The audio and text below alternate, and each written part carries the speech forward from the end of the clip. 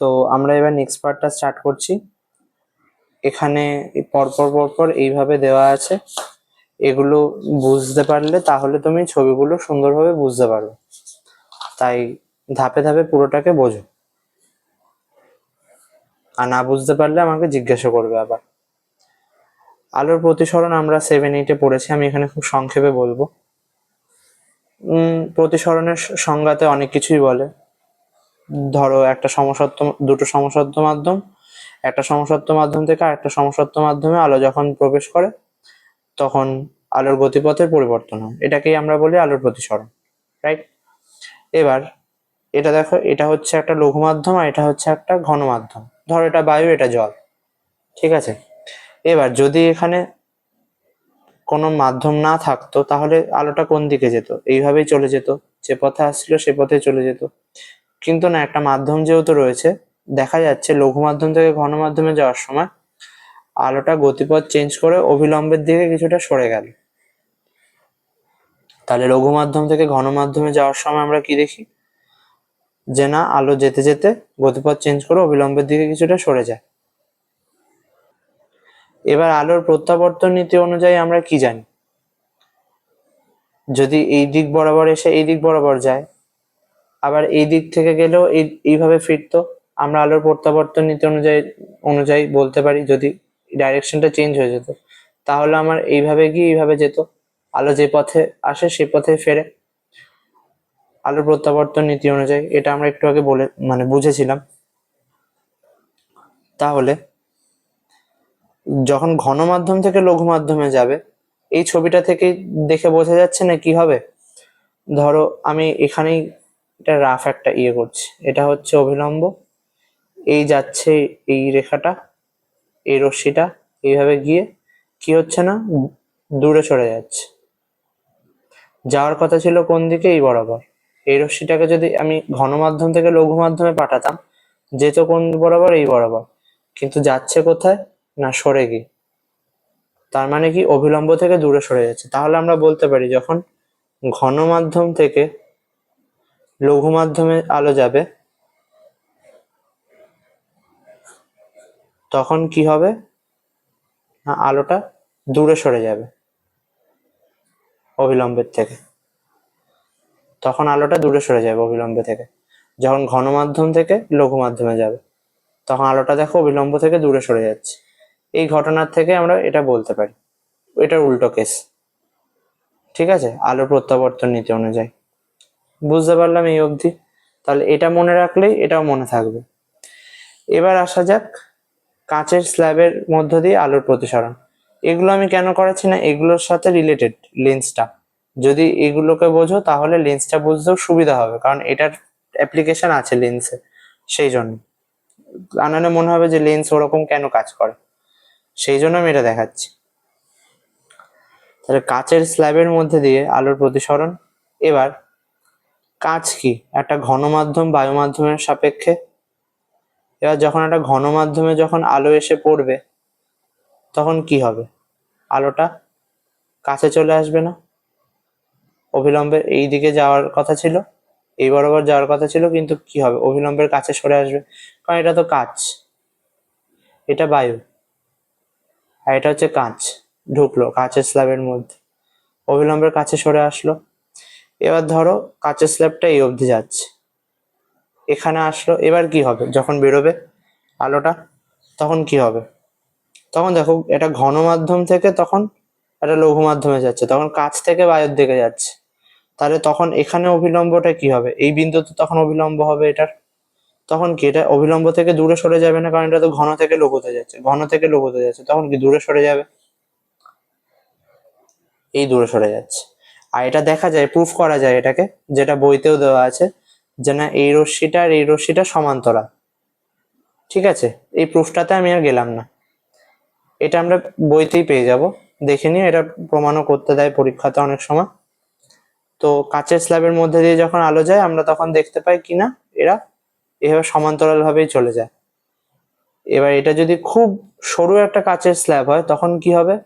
একদম স্ট্রেটই বেরিয়ে যাবে বলতে গেলে। এই যে যেটুকু পার্থক্য হবে এখানে সেটা খুবই নেগলিজেবল, সেটাকে হিসেবের মধ্যে না ধরলেও চলবে আর কি। সেরকম ব্যাপার। এবার যদি আমরা প্রিজম দেখি, প্রিজমের প্রধান ছেদ বরাবর আলোর প্রতিসরণ সেটা কিরকম হয়। ধরো এই একটা প্রিজমের প্রধান ছেদ, ঠিক আছে, এর পেছনেও আছে প্রিজমের অংশটা, আমি সেটাকে দেখাচ্ছি না যেহেতু প্রধান ছেদ বলে দিয়েছে, মানে সামনের ফ্রন্টটা আর কি। তো প্রিজমের এটা হচ্ছে বায়ু মাধ্যম, এটা হচ্ছে ঘন মাধ্যম, ঠিক আছে। যখন তুমি এইভাবে যখন আলোটাকে দিচ্ছ একটা পয়েন্টে, এর উপরে এই অভিলম্ব বায়ু থেকে যখন ঘন মাধ্যমে যাচ্ছে তখন কি হচ্ছে, এটা সরে যাচ্ছে। তাহলে এই তলটায় যদি এবার বেঁকা তল হয়, এটা হচ্ছে বায়ু মাধ্যম আর এটা হচ্ছে ঘন মাধ্যম, কাঁচ মাধ্যম। ধরো এই বিন্দুটাতে এসে আলো পড়বে, এইটা হচ্ছে ওই তলের উপর অভিলম্ব, কি হবে ওটা, আলোটা অভিলম্বের দিকে সরে যাবে না। এই হচ্ছে অভিলম্ব, যাওয়ার কথা ছিল এই বরাবর কিন্তু অভিলম্বের দিকে সরে গেল। এখানেও ঠিক তাই হয়, এই ধরো এটা অভিলম্ব, এই তলটার উপরে এই বিন্দুতে আলোটা এসে পড়লো, এটা অভিলম্বের দিকে সরে গেল, ঠিক আছে, সরে গিয়ে এইখানে এসে পড়লো। এবার এই পয়েন্টে আবার কি, এটা কি ঘন মাধ্যম আর এটা কি লঘু মাধ্যম, এটা ঘন মাধ্যম থেকে লঘু মাধ্যমে আলোটা বেরোচ্ছে। এবার তখন কি হবে, এটার উল্টো কেস হবে। আমি এখানে একটা অভিলম্ব আঁকলাম এই তলের উপর, এবার কি হবে, অভিলম্ব থেকে কি দূরে সরে যাবে, যেটা আমরা আগের পেজেও দেখলাম। এটাই হয় তাহলে প্রিজমের ক্ষেত্রে, এই যে আলো আসছে, আলো এসেই বেঁকে গেল, অভিলম্বের দিকে সরে গেল, আবার এবার অভিলম্ব থেকে দূরে সরে গেল। তাহলে আলটিমেটলি প্রিজমের ক্ষেত্রে যেটা হয় আর কি আলোর, সেটা হচ্ছে এরকম এসে এরকম এসে এরকম যায়, মানে সবসময় এইভাবে ঘুরে যায় আলোটা। এইটাকে মাথায় রাখো যে প্রিজমের ক্ষেত্রে আলোটা এরকম ঘুরে যায়, এরকম আসলে এরকম বেঁকে যাবে। এটা মাথায় রাখলেই তোমার লেন্স অর্ধেক অনেক বেশি কাজ চলে যাবে। কিভাবে সেটা একটু পরে আসছে। এবার হচ্ছে লেন্স, লেন্স কত রকমের হয়। আচ্ছা, উত্তল লেন্স আর অবতল লেন্স দু রকম লেন্স হয়, যেরকম দর্পণে আমরা দেখেছি উত্তল দর্পণ অবতল দর্পণ, সেরকম লেন্সেও আমাদের উত্তল লেন্স আর অবতল লেন্স। এবার আমরা সাধারণত দেখবে আলোটা যেদিকে পড়ে সেই দিকের হিসেবে দর্পণ, মানে দর্পণ বা লেন্সটাকে ডিসাইড করে। যেমন উত্তল দর্পণ ডিসাইড করবো হচ্ছে আলোটা যদি, মানে আলোটা যেদিকে পড়ছে সেই দিকটা যদি উত্তল হয় তখন সেটা হচ্ছে উত্তল দর্পণ, বা আলোটা যেদিকে পড়ছে সেটা যদি আমার অবতল হয় সেটা হচ্ছে অবতল দর্পণ। সেরকমই লেন্সের ক্ষেত্রে উত্তল হলে উত্তল লেন্স, অবতল হলে অবতল লেন্স। তা উত্তল লেন্সের সংজ্ঞা হচ্ছে মাঝখানটা মোটা আর প্রান্ত ভাগগুলো ক্রমশ সরু হতে থাকে, সেটা হচ্ছে উত্তল লেন্স, মানে এরকম দেখতে হয় দুর্গার চোখের মতো, এটা হচ্ছে উত্তল লেন্স। এবার এটা মানে কত রকমের কম্বিনেশন হতে পারে। উত্তল হবে, প্রত্যেকটা দিকে উত্তল হবে, কারণ আলো কি এদিক থেকে আসছে আলোটা, দেখবে বইতে যত ছবি আছে সব ডান দিক থেকে বাঁ দিকে আলো পাঠানো, সেইভাবেই হোক এইভাবেই হোক এইভাবেই হোক, যেভাবেই হোক না কেন আলো সবসময় ডান দিক থেকে, মানে সরি বাঁ দিক থেকে ডান দিকে পাঠিয়েছে, মানে এদিক থেকে এদিকে পাঠিয়েছে সবসময় আলোটাকে। বইতে দেখবে সব ছবিতে যত ছবি পাবে আলোর ছবি সব দেখবে বাঁ দিক থেকে ডান দিকে। এবার উত্তল লেন্সের ক্ষেত্রে আমরা কি বললাম, সবসময় আমরা যেদিকে আলো ফেলা হচ্ছে সেই দিক হিসেবে বিশ্লেষণ করব। তাহলে একটা পাশ আমাকে সবসময় উত্তল রাখতে হবে উত্তল লেন্স ছবি আঁকতে গেলে। এবার আমরা কত রকম কম্বিনেশন করতে পারি, আরেকটা পাশ উত্তল রাখতে পারি, আরেকটা পাশ সমতল করে দিতে পারি, আরেকটা পাশ অবতল করে দিতে পারি। এই হয়ে গেল তিন রকমের উত্তল লেন্স। এবার এই উত্তল লেন্সটার নাম আমরা কি বলবো, উভয় পাশ উত্তল তাই উভোত্তল। এটা কি উত্তল যোগ সমতল, সমতল, তাহলে উত্তল যোগ সমতল যোগ সমতল, সমতলোত্তল, মানে সমতল যোগ উত্তল। এটাকে যদি তুমি সন্ধি করে দাও তাহলে সমতলোত্তল হবে, সন্ধি করে করে এক একটা নাম বের করে। এটা হচ্ছে অবতল যোগ উত্তল, অবতলোত্তল, এরকম বিচ্ছিরি বিচ্ছিরি নাম আছে। এবার অবতল লেন্সের ক্ষেত্রে কি হবে, তাহলে প্রত্যেকটা পাশে আমার অবতল হবে। অবতল লেন্সের সংজ্ঞা কিনা মাঝখানটা সরু হবে আর প্রান্তভাগ ক্রমশ মোটা হতে থাকবে। মানে ছবিটা হচ্ছে এরকম, যে কটা মানে মেইন ছবি আর কি এরকম নেওয়া হয় অবতল লেন্সের ক্ষেত্রে। এবার অবতল লেন্সের এখানে আমরা তিন পাশই, তাহলে যেদিক থেকে আলো আসছে সেদিকগুলোকে আমাকে অবতল নিলাম, নিয়ে এবার আমরা কি করতে পারি, দুপাশই অবতল করলাম একটা ছবিতে।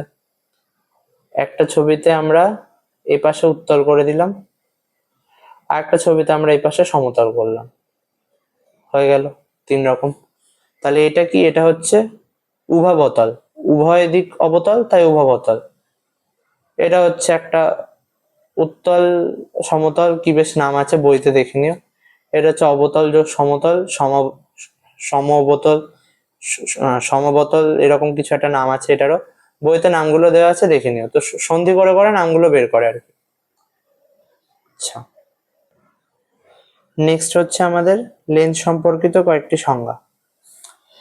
লেন্স সম্পর্কিত কয়েকটি সংজ্ঞাতে আমরা যেটা দেখবো আর কি, যেরকম দর্পণের ক্ষেত্রে দেখেছিলাম সেরকমই এটার ক্ষেত্রেও বেসিক্যালি কিছু সংজ্ঞা, তেমন কিছু এক্সট্রা না, বলতে গেলে একই রকম। যেমন এই যে এটা হচ্ছে উত্তল লেন্স, এটা হচ্ছে অবতল লেন্স, দেখেই বুঝতে পারছো। এবার এই উত্তল লেন্স দুটো যে গোলক দুটোর অংশ নিয়ে তৈরি হয়েছে, এখানে ছবি দেখে যেটা বুঝতে পারছো আর কি, সেই গোলক দুটোর যে কেন্দ্রগুলো সেগুলোকে বলা হয় বক্রতা কেন্দ্র, ঠিক আছে। আর এটার যে ব্যাসার্ধটা আর কি, এই যে গোলকটার যে ব্যাসার্ধ, এর গোলকটার যে ব্যাসার্ধ, এগুলোকে বলা হয় বক্রতা ব্যাসার্ধ। আর এই যে বক্রতা কেন্দ্র দুটোকে যদি আমি যোগ করে দিই, যোগ করে যদি আমি বাড়িয়ে দিই, সেটাকে বলা হয় প্রধান অক্ষ। যেরকম দর্পণের ক্ষেত্রে প্রধান অক্ষ, সেরকম এটার ক্ষেত্রে প্রধান অক্ষ। তারপরে এই কটায় এখানেও সেম একই রকম বিষয়, এটা এগুলো বক্রতা কেন্দ্র, এখানে এরকম ব্যাসার্ধ, এটা হচ্ছে যোগ করে দিলে, যোগ করে বাড়িয়ে দিলে এটা হচ্ছে প্রধান অক্ষ। গেল। নেক্সট হচ্ছে আলোক কেন্দ্র। আলোক কেন্দ্র হচ্ছে লেন্সের এই যে একটি তলে, লেন্সের একটি তলে একটা আলোক রশ্মি আপতিত হলো। এবার প্রতিসরণের পর দেখো বিপরীত তল থেকে আপতিত রশ্মি এই প্রথম যে আলোক রশ্মিটা পড়েছিল তার সমান্তরালে বেরিয়ে গেল। এবার এটা এই প্রধান অক্ষকে যে বিন্দুটাতে ছেদ করবে সেটা হচ্ছে আলোক কেন্দ্র। এবার বিষয়টাকে আমি আরেকটু ভালো করে বোঝাই।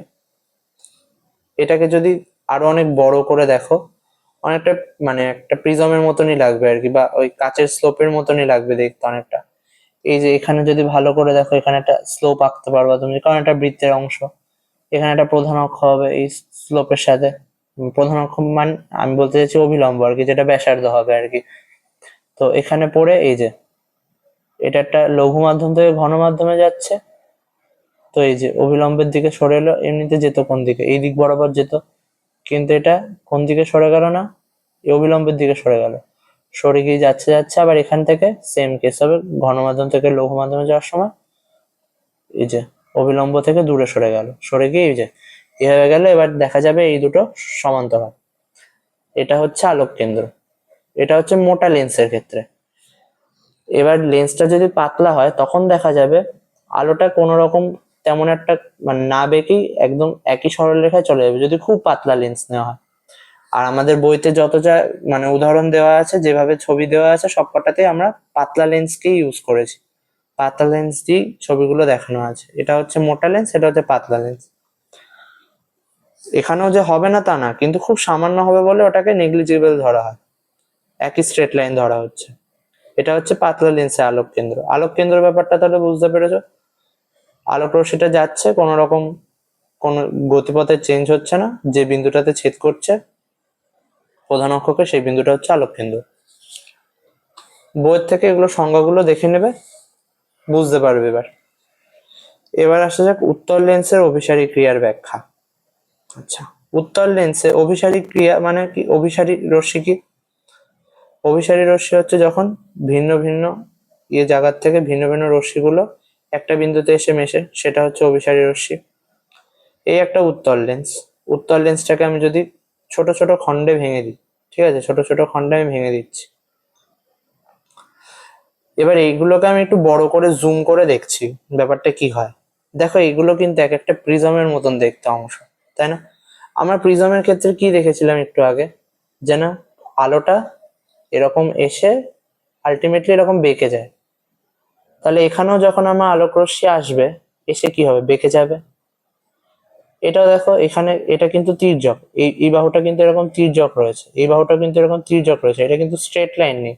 যদি স্ট্রেট লাইন থাকতো তাহলে এটা এসে সমান্তরাল ভাবে বা একই সরলরেখায় বেরিয়ে যেত।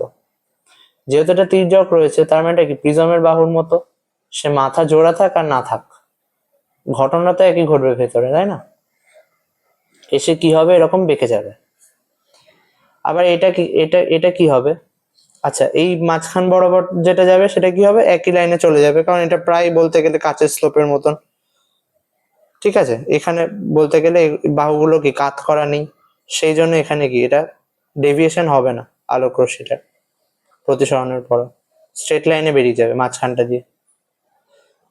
আবার এইটা কি, ঠিক দেখো এটাকে যেন উল্টো করে দেওয়া হয়েছে, মানে এইভাবে এসে এইভাবে যাচ্ছিল, এবার এইভাবে এসে এইভাবে যাবে। এই যে এটা ঠিক উল্টোটা দিয়েছে এখানে, এইভাবে এসে এই উল্টে গেল, উল্টে গিয়ে এবার এগুলো সবকটা একটা বিন্দুতে গিয়ে মিশবে। তাহলে এই উত্তল লেন্সের ক্ষেত্রে আমরা কি দেখতে পাই না, যদি এরকম সমান্তরাল রশ্মিগুচ্ছ আসে, এসে দেখা যাবে একটা নির্দিষ্ট বিন্দুতে এসে এরা মিলিত হচ্ছে। এবার এটাকে দেখতে কিরকম লাগছে দেখো, অভিসারী রশ্মিগুচ্ছের মতো লাগছে না? আলাদা আলাদা রশ্মিগুচ্ছ এসে একটা বিন্দুতে এসে মিলিত হচ্ছে, সেই জন্য এটাকে বলে উত্তল লেন্সের অভিসারী ক্রিয়া। ব্যাপারটা পুরোটা ক্লিয়ার হয়েছে? এবার দেখবে বইতেও সুন্দর করে ছবি দেওয়া আছে, এটা দেখার পরে বই থেকে একবার দেখে নেবে, ক্লিয়ার হয়ে যাবে। আর যদি না বুঝতে পারো আমাকে বলবে, আমি আরেকবার বুঝিয়ে দেবো। আশা করি বুঝতে পেরেছো কি হয়েছে ব্যাপারটা। এবার হচ্ছে অবতল লেন্সের অপসারী ক্রিয়া। অপসারী ক্রিয়া মানে কি, ঠিক এটার উল্টো, একটা বিন্দু থেকে বেরিয়ে যখন এগুলো আলাদা আলাদা দিকে ছড়িয়ে যায় রশ্মিগুলো। দেখো ঠিক এই যে জিনিসটা, অবতল দর্পণকে আমরা যদি ছোট ছোট করে ভাঙি, ঠিক দেখো এগুলোরই উল্টো রকম সাইড আসছে। মানে অবতল দর্পণের ক্ষেত্রে, উত্তল দর্পণের ক্ষেত্রে কি ছিল, এরকম ছিল, আর অবতল দর্পণের ক্ষেত্রে ভাঙার পরে দেখো এরকম আসছে, জিনিসটা ঠিক এটার উল্টো। তার মানে কি, এখানে নিচের দিকে যে ঘটনাটা ঘটছিল এভাবে সরে যাচ্ছে, এখানে ওপর থেকেই তাই ঘটবে, সরে যাবে। বুঝতে পেরেছো ব্যাপারটা কি? প্রিজমটাকে উল্টে দিয়েছি আমরা, এটা স্ট্রেট বেরিয়ে গেল, এটা এইভাবে চলে যাবে, এটা এইভাবে সরে যাবে, তাই না? বুঝতে পেরেছো ব্যাপারটা কি হচ্ছে? তাহলে এক্ষেত্রে আমরা কি দেখবো না, সমান্তরাল রশ্মিগুচ্ছে এসে এইভাবে সরে যাচ্ছে, সরে যাচ্ছে, এভাবে সরে যাচ্ছে।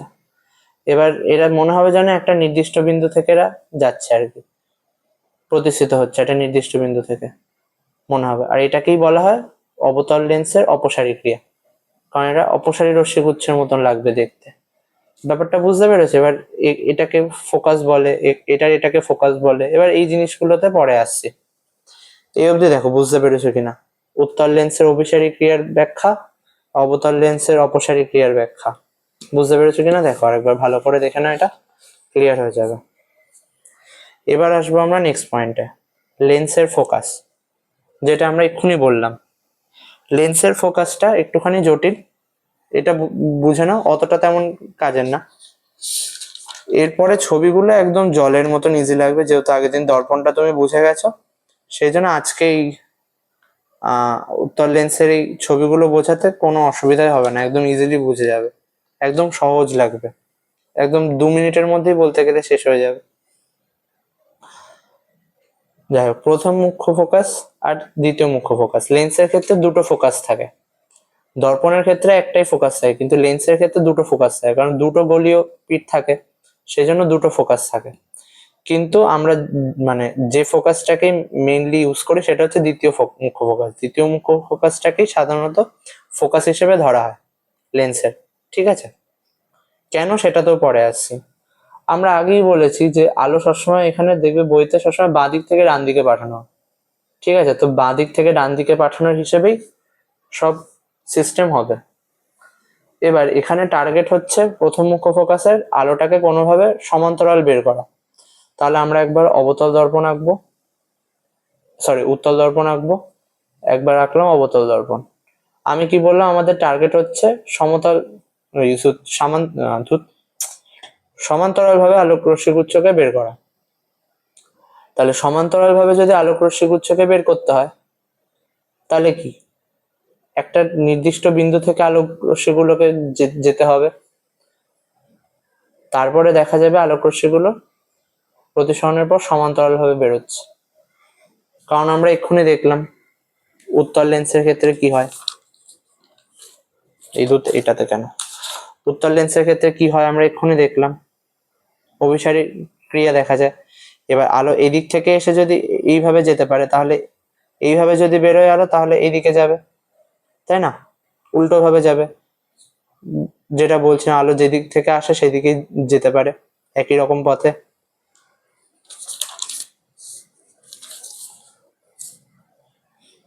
তাহলে প্রথম মুখ্য ফোকাস হচ্ছে যে বিন্দুটা থেকে আলো পাঠালে, যে বিন্দুটা থেকে প্রতিসারি আলো পাঠালে আলোকরশ্মিগুচ্ছ প্রতিসরণের পরে প্রধান অক্ষের সাথে সমান্তরালভাবে চলে যায়, সেটা হচ্ছে প্রথম মুখ্য ফোকাস। আর এটার ক্ষেত্রে কি হবে না, এরকম আলাদা আলাদা জায়গার থেকে এসে আলোগুলো এরা সমান্তরালভাবে বেরিয়ে যাচ্ছে, ঠিক আছে?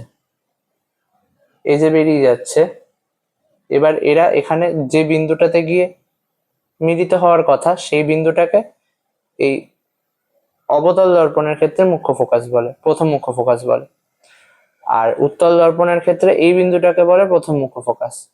এবার দ্বিতীয় মুখ্য ফোকাসটাকে দেখো, দ্বিতীয় মুখ্য ফোকাসটা হচ্ছে মেইন ইম্পর্টেন্ট।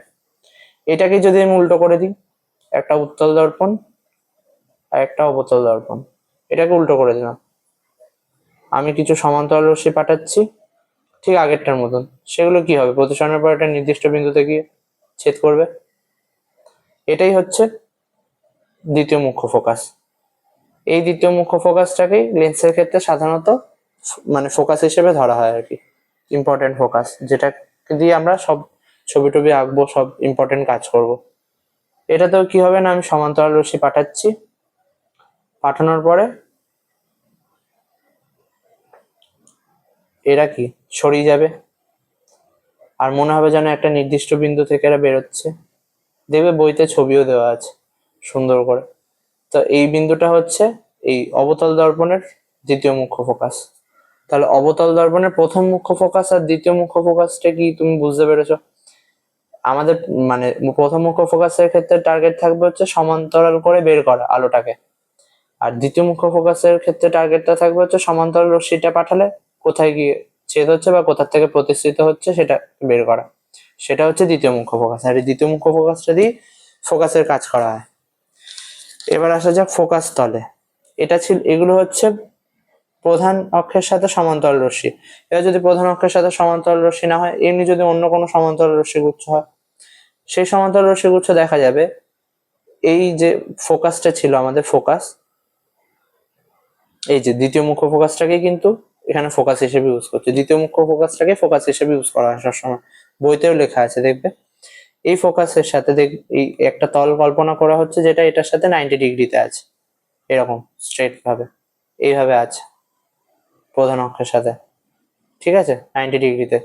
এই তলের ওপর দেখা যাবে প্রতিসরণের পর একটা নির্দিষ্ট বিন্দু থেকে মিলিত হচ্ছে, এই তলটাকে বলা হয় হচ্ছে ফোকাস তল, যেরকম আগের বারও ছিল দর্পণের ক্ষেত্রে ফোকাস তল, আর যে বিন্দুটাতে মিলিত হচ্ছে সেটা হচ্ছে গৌণ ফোকাস।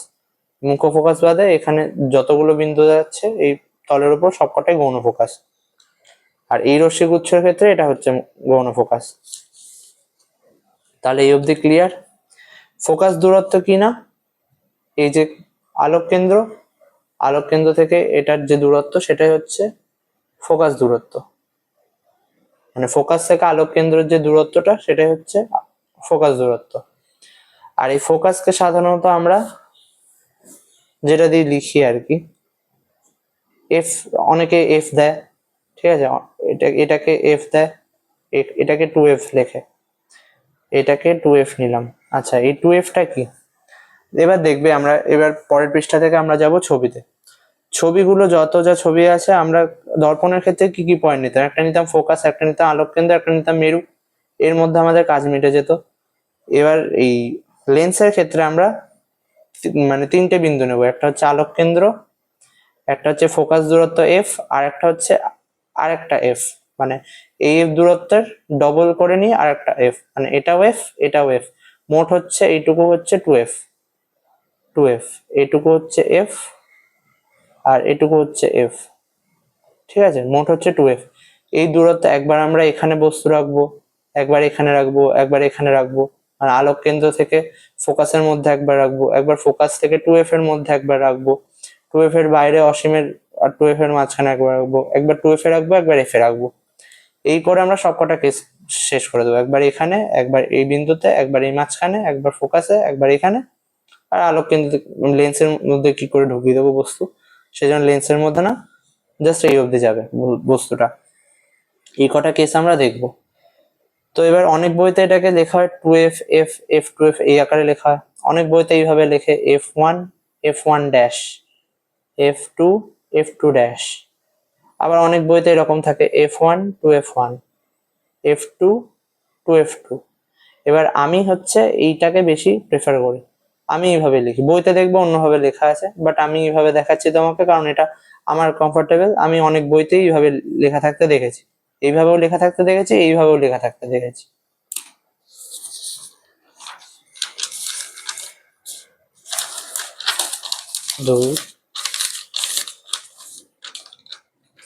এবার ছবিগুলো একদম ক্লিয়ার ভাবে তুমি বুঝে যাবে, একদম ইজি লাগবে তোমার কাছে, একদমই হালুয়া লাগবে। প্রথমে কি করছি, এটা হচ্ছে উত্তল লেন্স, উত্তল লেন্স দ্বারা প্রতিবিম্ব গঠনের রশ্মিচিত্র। ঠিক আছে, উত্তল লেন্স দিয়ে বেশি ছবি আছে, কারণ অবতল লেন্স দিয়ে একটা মাত্রই ছবি হয় আর কি। উত্তল লেন্সের এটা হচ্ছে f1, এটা হচ্ছে f2, এটা হচ্ছে প্রথম মুখ্য ফোকাস, এটা দ্বিতীয় মুখ্য ফোকাস, এটা 2f2, এটা 2f1, মানে এটাও ফোকাস দূরত্ব, এটাও ফোকাস দূরত্ব, এটা 2f এর দূরত্ব, এটা 2f এর দূরত্ব। আগের পেজেই বোঝালাম। এবার আমরা ফার্স্টে বস্তুটাকে রাখছি 2f থেকে অসীমের মাঝখানে। আমরা সেম কাজ করবো। দর্পণের ক্ষেত্রে কি করছিলাম, একবার সমান্তরাল মাথা থেকে সমান্তরালে একটা পাঠাচ্ছিলাম, কোথায় গিয়ে ছেদ করছিল, ফোকাসে। আরেকবার কি করছিলাম, আলোক কেন্দ্র দিয়ে পাঠাচ্ছিলাম, মানে ওটার যে বক্রতা কেন্দ্র সেটা দিয়ে পাঠাচ্ছিলাম। এখানে আমরা যেটা করবো সেটা হচ্ছে এটার যে আলোক কেন্দ্র সেটা দিয়ে পাঠাবো। তাহলে দেখো এটার মানে গ্রামাটিক্যালি এখানে কি হচ্ছে, এখানেও সবকটা ক্ষেত্রে দেখবে একই ঘটনা ঘটবে। একবার এই যে মাথা থেকে সমান্তরালে পাঠালো, সমান্তরালে পাঠালে কি সেটা কি ফোকাস দিয়ে যাবে, ফোকাস দিয়ে গেল। আরেকবার কি করছে না, আলোক কেন্দ্র দিয়ে পাঠাবে, আলোক কেন্দ্র দিয়ে পাঠালে কি আলোক মানে সোজা বেরিয়ে যাবে, আলোক কেন্দ্র দিয়ে পাঠালে দেখা যাবে বস্তুটা এই f2 আর 2f2 এর মাঝখানে উল্টো ভাবে তৈরি হচ্ছে প্রতিবিম্বটা। এবার এখান থেকে কি কি কোশ্চেন আসতে পারে, এটা দেখো মাথাটা এদিকে ছিল, এটার মাথাটা এদিকে, উল্টে গেল মাথাটা, তাহলে এটা হবে অবশিষ্ট। এখানে কি আলোক রশ্মি দুটো পরস্পরকে ছেদ করেছে, যদি আলাদা দিকে চলে যেত তখন হয়ে যেত কি অসৎ, আর যদি ছেদ করে যায় তখন হয়ে যায় কি সৎ। এখানে দেখো ছেদ করেছে, তাহলে এটা সৎবিম্ব। অবশিষ্ট এটার থেকে কি এটা সাইজে ছোট হয়েছে না, তাহলে কি হয়ে গেছে, খর্বকার হয়ে গেছে, ছোট হয়ে গেছে আকারে। তাহলে এই চারটে পয়েন্ট। অবস্থান কোথায়, বস্তুর অবস্থান যখন 2f এর পেছনে, অসীমা 2f এর মাঝখানে, তখন প্রতিবিম্বের অবস্থান কোথায়, উত্তল দর্পণের ক্ষেত্রে f2 আর 2f2 এর মাঝখানে। এটা কি হবে, প্রতিবিম্ব অবশিষ্ট হলো, উল্টে গেল তাই অবশিষ্ট হলো। সৎবিম্ব হলো কারণ এটা ছেদ করলো, আর কিনা সাইজে ছোট হয়ে গেল, আকারে ছোট হয়ে গেল। সব কটা পয়েন্ট ক্লিয়ার এই ছবিটার থেকে। এগুলো আঁকাও একদম সোজা, দেখবে একদম ইজিলি আঁকা যায়। এবার আনা গেল বস্তুটাকে সরিয়ে 2f এ। ঠিক আছে, 2f এ আনলাম। এবার এখান থেকে আমরা সেম কাজ করবো, একবার এই সমান্তরালে পাঠালে এই ফোকাস থেকে বেরোবে, আর একবার আলোক কেন্দ্র থেকে বের করছে, দেখা যাবে প্রতিবিম্বটা এবার ঠিক 2f2 তে তৈরি হবে। এখানে 2f1 এ বস্তু রেখেছিলাম, এখানে 2f2 তে প্রতিবিম্ব তৈরি হবে। এটার সাইজ আর এটার সাইজ পুরো সেম হবে, সৎবিম্ব তৈরি হবে, অবশিষ্ট হবে। ক্লিয়ার সবকটা পয়েন্ট, অবস্থান কোথায় সব ক্লিয়ার। নেক্সট এবার আমরা কি করব, 2f1 থেকে f1 এর মাঝখানে রাখবো, 2f1 থেকে সরিয়ে। আবার সেম কাজ করব, সমান্তরাল রশ্মি পাঠালাম প্রধান অক্ষের সাথে, f2 থেকে গেল, আর হচ্ছে আলোক কেন্দ্র থেকে পাঠালে এবার দেখা গেল এটা যে প্রতিবিম্বটা তৈরি হবে সেটা 2f2 থেকে অসীমের মাঝখানে তৈরি হলো। এটা কি হবে, অবশিষ্ট তৈরি হলো। দেখো মাথায় দিকে, এটার মাথায় দিকে অবশিষ্ট তৈরি হয়ে গেল। আর কি হবে, এটা সৎবিম্ব তৈরি হবে কারণ এটা আলোক রশ্মি দুটো পরস্পরকে ছেদ করে গেল, তাই অবশিষ্ট তৈরি হলো। আর সাইজে এটা বিবর্ধন হবে, এটার সাইজ থেকে এটার সাইজটা বড় হবে, তাই এটা সাইজে বিবর্ধন হবে, আকারে বিবর্ধন হবে, বিবর্ধিত হবে। ক্লিয়ার সবকটা পয়েন্ট। আচ্ছা, এবার নেক্সট 2f1 থেকে f1 এর মাঝখানে ছিল, এবার আমি সরিয়ে f1 এ আনলাম। দেখো সমান্তরালে পাঠাচ্ছি, F2 তে পাঠাচ্ছি, আরটা আলোক কেন্দ্র দিয়ে পাঠাচ্ছি। এবার দেখা যাচ্ছে এটা সমান্তরালে বেরিয়ে যাচ্ছে, প্রতিবিম্ব গঠন হবে অসীমে গিয়ে। এই ছবিটা বইতেও দেওয়া নেই, এটা বেশি ডিটেলসেও দেওয়া নেই, আমি জাস্ট মানে কি ঘটবে সেটা দেখানোর জন্য বললাম।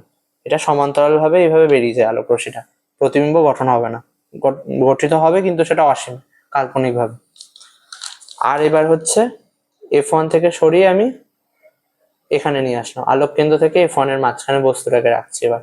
ঠিক আছে, এবার এর ক্ষেত্রে একটা জটিল কেস আছে, এটা কোনো বইতেই ঠিকভাবে দেওয়া নেই, আমি দেখেছি কোনো বইতেই বলতে গেলে এটাকে ঠিকঠাক ভাবে গুছিয়ে দেয়নি।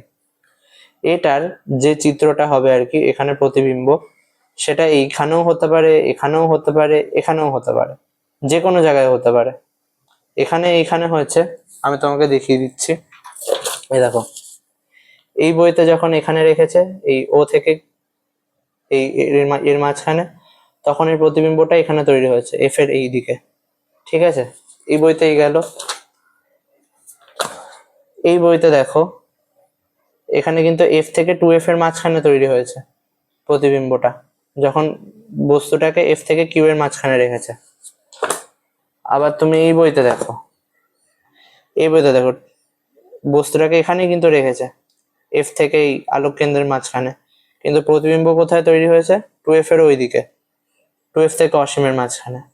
তার মানে এর কোনো ফিক্সড পজিশন নেই এক্ষেত্রে। যখন বস্তুটাকে তুমি F1 থেকে, যখন তুমি বস্তুটাকে F1 থেকে আলোক কেন্দ্রের মাঝখানে রাখবে, তখন এই যে প্রতিবিম্বটা সেটা যে কোনো জায়গায় তৈরি হতে পারে। কিরকম ভাবে তৈরি হচ্ছে না, এই যে সমান্তরাল রশ্মি যাচ্ছে, গিয়ে এই যে F2 থেকে বেরিয়ে গেল, আর একটা আলোক কেন্দ্র বরাবর বেরিয়ে গেল। এবার এইটা কোথায় গিয়ে মিশছে, এই বস্তুটা সাইজের উপরে ডিপেন্ড করছে যে এই প্রতিবিম্বটা যেটা, সেটা কোথায় গিয়ে তৈরি হবে। প্রতিবিম্বটা কিরকম তৈরি হবে দেখো, আলোক রশ্মিগুলো কি পরস্পরকে ছেদ করছে? প্রতিসরণের পর ছেদ করছে না, তার মানে কি এটা অসৎ প্রকৃতির হবে, এটা কিন্তু একটা অসৎ বিম্ব। আচ্ছা, অবস্থান কোথায় আমরা তো সেইভাবে বলতে পারবো না, সেই জন্য আমরা কি বলবো, যে না, যেদিকে বস্তু আছে সেদিকেই বস্তুর পিছনে অবস্থান করবে। এ দেখো বইতেও তাই লেখা আছে, সেই জন্য এখানে অবস্থান, এ দেখো লেন্সের যেদিকে বস্তু রয়েছে সেই দিকেই বস্তুটির পিছনে অবস্থান করবে। তোমাকেও এটাই লিখতে হবে। এক্ষেত্রে তুমি ওরকম নির্দিষ্ট কোথাও মানে মেনশন করে দিয়ে বলতে পারবে না যে এটা এখানেই অবস্থান করবে, সেই জন্য তোমাকে এটাই বলতে হবে এখানে, মানে কাজ চালিয়ে আর কি শর্টে, যে বস্তু যেদিকে থাকবে বস্তুর পিছনে থাকবে প্রতিবিম্বটা। প্রতিবিম্বটা কি হচ্ছে দেখো, সাইজে বড় হচ্ছে তাই বিবর্ধিত, আর কিনা সমশীর্ষ, দেখো মাথাটা একই দিকে আছে তাই এরা কিনা সমশীর্ষ। ক্লিয়ার সব কটা পয়েন্ট? আর কিনা অসৎ হবে, কারণ দেখো ছড়িয়ে যাচ্ছে, মানে ছেদ করছে না, আলাদা আলাদা হয়ে যাচ্ছে আলোগুলো, যত যেতে থাকবে আলাদা দিকেই যেতে থাকবে, দূরে সরতে থাকবে, তাই অসৎ বিম্ব। এই অবধি ক্লিয়ার? এই কটাই পয়েন্ট আছে এখান থেকে, আর কোনো পয়েন্ট নেই। এবার লাস্ট কেস হচ্ছে অবতল লেন্সের ক্ষেত্রে। অবতল লেন্সের ক্ষেত্রে আমাদের বস্তু যেখানেই থাকুক না কেন, যেখানেই রাখো না কেন বস্তু, একটাই কেস ঘটবে এই কেসটা, সেটা হচ্ছে এখান থেকে এই যে গেল, গিয়ে এই চলে যাবে ফোকাস বরাবর। ঠিক আছে, মানে সমান্তরাল রশ্মি কি অবতল দর্পণে পড়লে কি সেটা এইভাবে বাইরের দিকে চলে যায়। অবতল দর্পণে আমরা দেখেছি প্রতিসারী ক্রিয়ার অনুযায়ী এদিকে চলে যাবে, এইভাবে দূরে চলে যাবে। এবার সেটা কি মনে হবে, ফোকাস থেকে অপসৃত হচ্ছে বলে মনে হবে, আমরা দেখেছি এর আগে। তাহলে এইভাবে এসে চলে গেল, আর একটা পাঠাবো আমরা কেন্দ্র বরাবর গেল। এবার দেখা যাবে এখানে আমাদের প্রতিবিম্বটা তৈরি হবে। প্রতিবিম্বটা কি হলো দেখো, সাইজে ছোট হলো, সমশীর্ষ হলো, প্লাস এটা কি হবে বলো তো, সদ্বিম্ব তৈরি হবে। কারণ দেখো এই আলোক রশ্মিটা আর এই বরাবর আলোক রশ্মিটা পরস্পরকে ছেদ করছে এখানে, সেই জন্য এটা সদ্বিম্ব তৈরি হবে। আর ও না, সরি, আমি এটা ভুল বললাম, এটা অসৎ হবে না, এই সৎ হবে না, যেহেতু আলোক রশ্মিগুলো পরস্পরকে ছেদ করছে না সেই জন্য এটা অসৎ হবে। অসৎ বিম্ব তৈরি হবে, সাইজে ছোট হবে অ্যান্ড সমশীর্ষ হবে, কারণ দেখো একই দিকে মাথা আছে, অ্যান্ড সাইজে কি হবে না, ছোট হবে, বস্তুর থেকে আকারে ছোট হয়ে যাবে। আর অসৎ বিম্ব কেন হবে না, আলোগুলো দেখো দুদিকে চলে যাচ্ছে, ছেদ করছে না প্রতিসরণের পরে, সেই জন্য এটা অসৎ বিম্ব তৈরি হবে, অসৎ বিম্ব কিন্তু সমশীর্ষ। তাহলে এই অবধি ক্লিয়ার, আর কোনো ছবি নেই, এই অবধি ক্লিয়ার। এবার বাকি যা টপিক আছে সেগুলো তুমি দেখে নেবে, আর যদি বুঝতে অসুবিধা হয় বলবে, আমি করিয়ে দেবো।